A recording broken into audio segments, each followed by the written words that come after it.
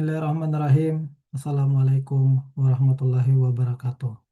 Perkenalkan, nama saya Muhammad Rizal dari Universitas Lambung Mangkurat.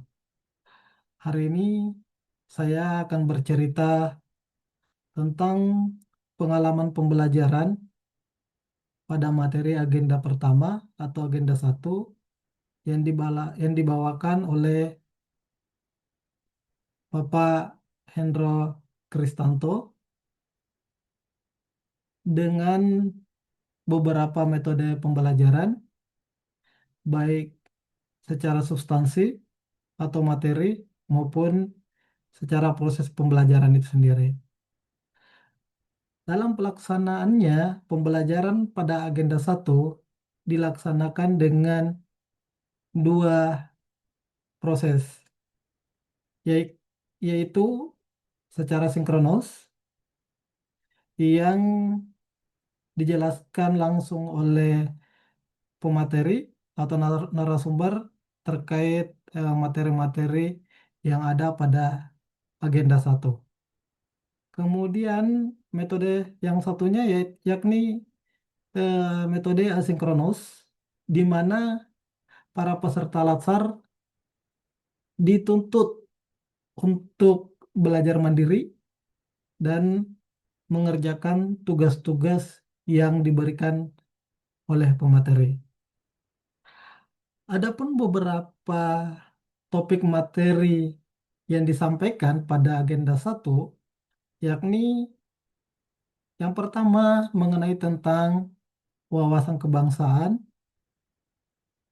kemudian yang kedua nilai-nilai dasar bela negara. Yang kedua topik ini masuk pada modul pertemuan pertama. Kemudian untuk materi berikutnya yang masuk pada hari kedua pada modul kedua dengan topik yakni isu-isu strategis kontemporer. Kemudian pada hari ketiga masuk dengan topik pada modul ketiga tentang pengelolaan konflik kepentingan maupun awal bela negara, keprotokoleran, kewaspadaan dini, dan praktik PBB. Semua materi yang saya jelaskan tersebut itu dilaksanakan selama 4 hari.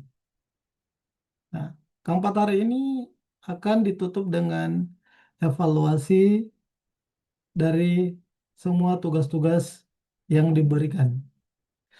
Yang menariknya pada pertemuan hari pertama kami diberikan tugas dengan metode asinkronus, yakni berupa tugas kelompok, di mana kelompok kami yang awalnya terdiri dari 10 orang dipecah lagi menjadi 2 kelompok dan ditugaskan untuk membuat video podcast dialog kebangsaan. Menariknya di sini, khusus untuk kelompok kami, yakni kelompok 2B, dalam proses pembuatan video podcastnya yang bertemakan visualisasi bangsa, kami buat dengan memanfaatkan aplikasi Zoom. Nah, di mana setiap peserta CPNS dituntut untuk berpendapat mengenai visualisasi kebangsaan itu sendiri. Nah, di mana tugas ini eh, membutuhkan waktu maksimal 10 menit dengan bentuk video yang dihasilkan itu harus di-upload di YouTube. Kemudian, tugas kelompok yang kedua kami diperintahkan untuk membuat video menumbuhkan kecintaan tanah air. Jadi, kami atau kelompok kami dituntut untuk membuat video dengan makna kecintaan kepada tanah air Indonesia yang menggambarkan tentang keanekaragaman Indonesia itu sendiri. Kemudian pada hari kedua, setelah materi sinkronus diberikan, kami kembali lagi mengerjakan tugas kelompok dengan tema yang berbeda, yakni tentang analisis isu kebangsaan di mana kami ditugaskan untuk identifikasi dan deskripsikan isu-isu kontemporer yang aktual yang berpotensi menimbulkan AGHT terhadap kehidupan masyarakat. Selain tugas kelompok itu sendiri, kami diberikan pula tugas individu masing-masing peserta untuk menganalisis isu yang berada di instansi masing-masing. Nah, serunya, selain kami harus menganalisis isu yang ada di instansi kami juga diajarkan bagaimana cara membuat rumusan isu, mendeskripsikan isu, mengidentifikasi isu, kemudian menganalisis isu, bahkan sampai membuat pilihan alternatif solusi dari isu-isu yang kami buat. Masuk pada hari ketiga, setelah pemaparan materi dari dari Pak Hendro Kristanto, kembali lagi kami eh, mengerjakan tugas asinkronus, baik itu tugas individu maupun tugas kelompok. Di mana tugas individu sendiri kami diperintahkan untuk membuat video praktik peraturan baris berbaris atau PBB. Nah, tugas ini memiliki tingkat eh, keseruan tersendiri karena kami diwajibkan harus bergerak mengikuti perintah-perintah yang diberikan pada tugas.